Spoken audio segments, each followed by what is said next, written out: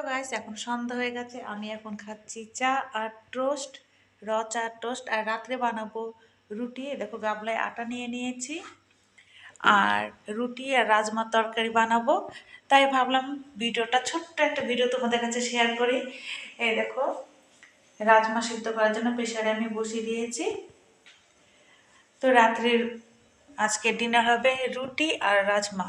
ভিডিওটা দেখতে থাকো, আশা করি ভালো লাগবে। এখন আমি আটাটা মেখে নেব চা খেয়ে।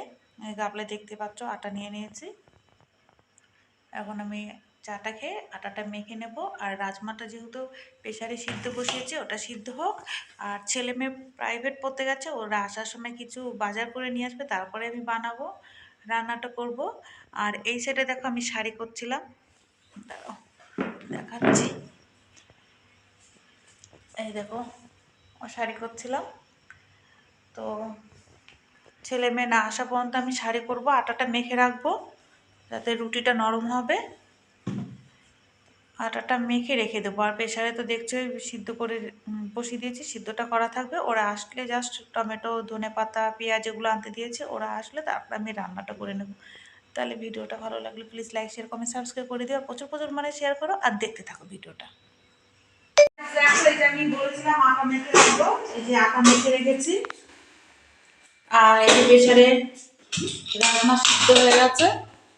আর এই যে বলেছিলাম না, ছেলেমেয়ে পড়তে গেছে, আসার সময় নিয়ে আসবে। এখন আমি রাজমা রুটিটা বানিয়ে নেব।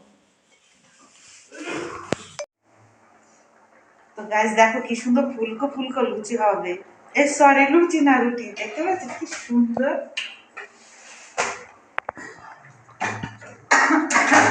রাজমা হচ্ছে, সেভাবে আমি গরম গরম রুটিটা বানিয়ে নিচ্ছি।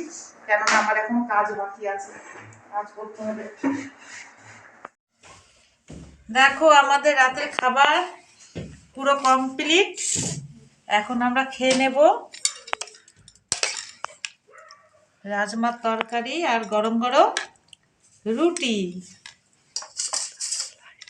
তো আবারও বলছি, ভিডিওটা সবার ভালো লাগলে লাইক, শেয়ার, কমেন্ট, সাবস্ক্রাইব করতে একদমই ভুলবে না। প্রচুর প্রচুর মানে শেয়ার করো। এখানে শেষ করছি, আমরা রাতের খাবারটা খেয়ে নিচ্ছি। Tata, bye bye.